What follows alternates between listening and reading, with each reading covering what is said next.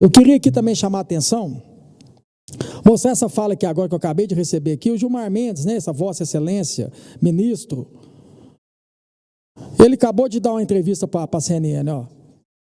E ambos passaram por refregas no Supremo Tribunal Federal, com construção da velha lei do impeachment. Se viesse, por acaso, tramitar um processo contra um ministro, certamente haveria discussão se essa lei foi recepcionada, uma lei que foi feita sob a Constituição de 46, se ela foi recepcionada pela Constituição de 1988.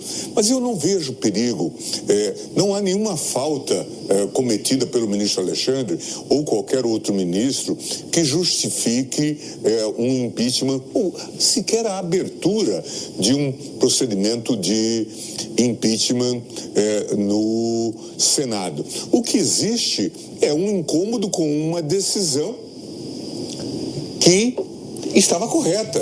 A imprensa mundial reconheceu, a imprensa mundial expressiva reconheceu que era preciso que os estados soberanos parassem essas plataformas hiperpoderosas. Foi isso que ocorreu. Este é um dado positivo da vitalidade da democracia brasileira e não o contrário. Chega, né? Não aguenta esse ministro, o Gilmar Mendes ficar falando, não. Tem mais, gente. Eu queria mostrar para vocês aqui. Não é só isso, não. Quer ver, ó? Deixa eu mostrar para vocês aqui, ó. Olha aqui, ó. Deixa eu ler o que ele falou aqui, que beleza. Gilmar sobre discussão de PEC que autoriza Congresso a assustar atos do STF. Né, falando que não está aqui, ó, o ministro do Tribunal, STF, Gilmar Mendes, da proposta da emenda à Constituição, a PEC que permite o Congresso assustar atos da Corte como extravagante, extrovenga, coisa esquisita, fora do comum. Segundo o ministro, a discussão sobre o texto é um país democrático, é um vexame. Vexame é o que vocês andam fazendo aí. Vexame é o que vocês andam fazendo. Porque vocês querem legislar aqui também? Se os poderes são independentes, respeita o nosso poder aqui. Vocês não quis descriminalizar as drogas? Vocês não quis passar por cima aqui do Congresso? Pois o próprio presidente Pacheco, que não está aqui nesse momento aqui, que mesmo disse, falou sobre isso. Vexame é vocês. E sobre a imprensa mundial ter repercutido, e os Estados Unidos, os parlamentares dos Estados Unidos, que não querem a presença do ministro Alexandre de Moraes lá dentro, nos Estados Unidos.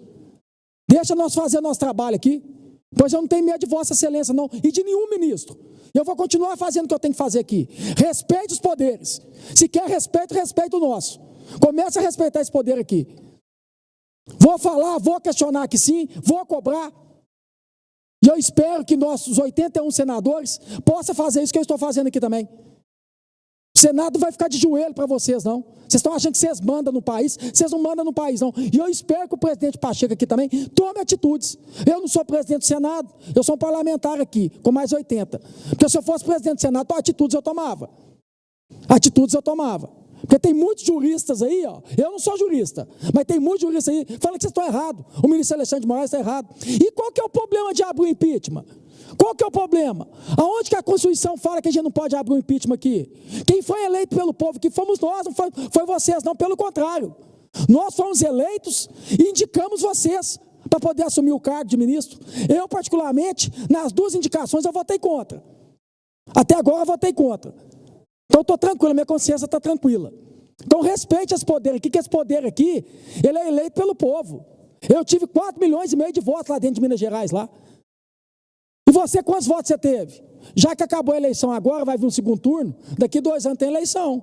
Vocês poderiam ser candidato, eu canso de falar isso para vocês, saiam candidato. Venha deputado estadual, deputado federal, venha senador, quem der, hein? Quem der, eu queria ver vocês ir na rua pedir voto, fazer campanha na rua, com bandeira. Eu queria ver vocês batendo na porta da casa do cidadão e falar assim, ó, o que vocês achou da nossa decisão de descriminalizar as drogas? A questão do aborto, vocês estavam querendo colocar também aqui, se a gente não pressionasse aqui, mobilizasse aqui, vocês tinham colocado também, o Barroso tinha colocado. Vamos fazer campanha falando sobre isso? Vamos fazer campanha. Porque o poder que foi eleito pelo povo aqui fomos nós. Além de representar a minha federação aqui, eu tenho a obrigação de representar o povo. Então respeite, ministro Gilmar Mendes. E não tem nada demais poder abrir um processo de impeachment, não. Quem não deve, não teme. Que medo que é esse? É um processo, é um procedimento. Vai investigar, não tem nada demais. Qual que é o problema? Quem não deve, não teme.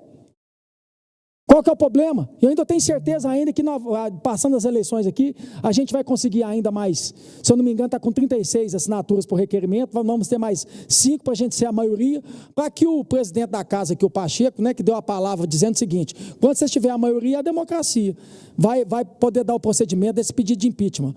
E eu não vou me calar. E eu tenho certeza que tem muitos senadores aqui dentro aqui também que não vão se calar. Vocês não vão passar por cima desse poder aqui não. Aqui tem muito homem aqui ainda, tem muita mulher aqui ainda aqui, que defende o povo e que defende o poder aqui. O recado está dado, ministro Gilmar Mendes, Vossa Excelência. Eu queria aqui também falar o seguinte, né, gente? Eu vi ontem, achei bacana demais, todo mundo, né? Os políticos todos do Brasil, eu falo todos os políticos, tá, gente? Todos. E todo mundo anunciando e falando e dando parabéns para o professor, bacana demais, né? Acabou o dia do professor, o que mudou para a vida do professor até agora? O que mudou? Até agora não mudou nada, né? Uma média salarial que o professor tem, então a gente tem que parar de discurso e ir para a prática. Uma média salarial de um professor, gente, é de R$4.000. Você sabe quanto que é dos políticos? 40 mil. O professor tem direito a auxílio, moradia? Não, mas os políticos têm. O professor tem direito ao auxílio paletó? Olha que legal, gente, ó. O professor não tem, mas os políticos têm. O professor tem direito à verba indenizatória de alimentação, auxílio alimentação? Os professores não têm, mas os políticos têm. Os professores têm direito a plano de saúde? Quase vitalício? O professor tem? Não, mas os políticos têm. Você quer levar um país a sério, onde que o político é muito mais valorizado que um professor? Vocês acham que esse país vai andar para frente, gente?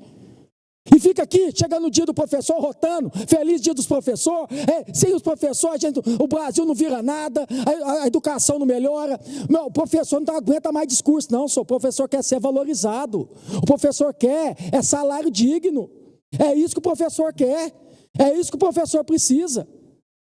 Quantos assessores que um professor tem? Depois vocês olhem aí quantos assessores que o senador pode ter, os deputados podem ter. E eu falo aqui de coração limpo, de boca aberta mesmo. Falo aqui sim, porque eu não estou falando mentira, eu estou falando a verdade. Então não adianta vir com um discurso demagogo e falar que é dia do professor, se na prática não muda nada. Se na prática ele continua ganhando R$4.000 e os políticos ganham 40. E com um monte de benefício, privilégio e regalia. Que tem ainda 5 bilhões para gastar com campanha política, que foi provada agora em eleições agora, como o Pablo Marçal, que teve quase 2 milhões de votos, não usou fundo partidário, fundo eleitoral. A candidata de Curitiba também, que agora, eu não vou lembrar o nome dela aqui também, foi para o segundo turno, não usou fundo eleitoral. Eu fui eleito 3 vezes sem usar fundo eleitoral. Tive 4,5 milhões de votos sem usar fundo eleitoral. O meu irmão foi reeleito agora lá na minha cidade, lá em Divinópolis, lá, com a votação histórica, a maior votação histórica da cidade. Um prefeito nunca teve a votação, que teve quase 80% de aceitação. Sabe quanto que gastou? R$40 mil. Numa cidade de 300 mil habitantes. 300 mil habitantes, 40 mil. A concorrente só de fundo eleitoral, fundo partidário, gastou quase 1 milhão. Então aí, como é que não tem jeito de fazer política? E sabe por que eu fico falando isso aqui, gente? Eu falo porque eu pratico. Desde quando eu fui vereador, deputado e senador agora, eu sempre devolvi. Porque eu tenho que deixar, eu tenho que cortar da própria carne, eu tenho que dar bom exemplo. Então, quando eu subo aqui e falo isso, não adianta a gente ficar falando aqui, falando que vai valorizar o professor, se na prática isso não acontece. O professor não aguenta mais discurso, não. O professor não aguenta mais. Inclusive, gente, eu queria falar para vocês o seguinte, eu quero mostrar aqui para vocês aqui, ó. Deixa eu mostrar aqui, para finalizar, viu, presidente? Só paciência um pouquinho aqui que está chegando. Eu queria falar o seguinte, parece que o governo está com uma decisão aí, uma proposta, um estudo, de querer aumentar para o milionário pagar imposto de renda, né? Ô governo, eu vou dar uma sugestão para vocês aqui, para que a promessa de campanha que eu sou a favor, que aquele que ganha até 5 mil seja isento de pagar imposto de renda.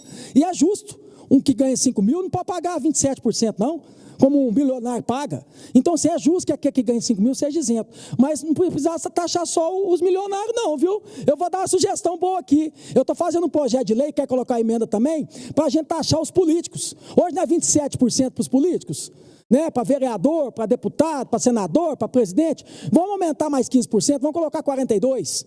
Vamos colocar 42% de imposto de renda para político.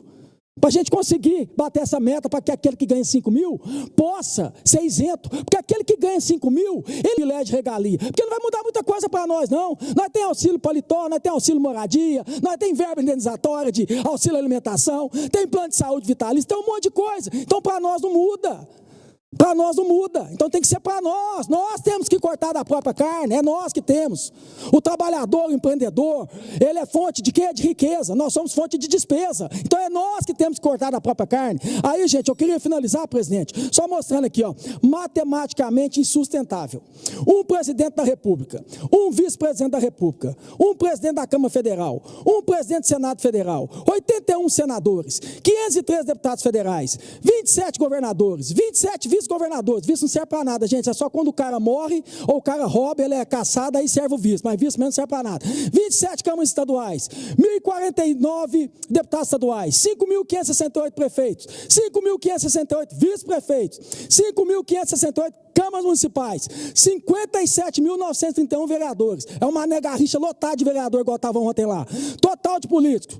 É a final do Campeonato Brasileiro no Maracanã. 70 mil políticos, gente. 70.794. Está aqui. Vamos lá, tem mais. 12.825 assessores parlamentares na Câmara Federal, sem concurso. 4.455 assessores parlamentares no Senado, sem concurso. 27 mil assessores parlamentares na Câmara Estaduais, sem concurso. Estimado por falta de transparência. 600 mil, não estou acreditando, esse é até errado, gente, eu vou averiguar. 600 mil assessores parlamentares na Câmara Municipais, sem concurso. Estimado por falta de transparência. Total, 715 mil funcionários não concursados e a maioria fantasma. A maioria ainda tem muitos que são fantasma. E se eu tiver errado aqui, manda me prender. Gasto, 248 mil por minuto. Quase 15 milhões por hora. 357 milhões por dia. É isso mesmo, gente. 10 bilhões por mês. Gasto total acima de 128 bilhões. E ainda tem um federal partidário de 5 bilhões de reais. Então, assim, quem tem que cortar da própria carne somos nós, vossas excelências. É nós que temos que cortar da própria carne. O povo não tem que cortar da própria carne mais não, porque o povo carrega o Estado e o governo nas costas. Nós que temos que servir, e não o povo servir o Estado. É o Estado que serve o seu povo. Então fica aqui essa reflexão, viu, gente? Muito obrigado, presidente. Tamo junto.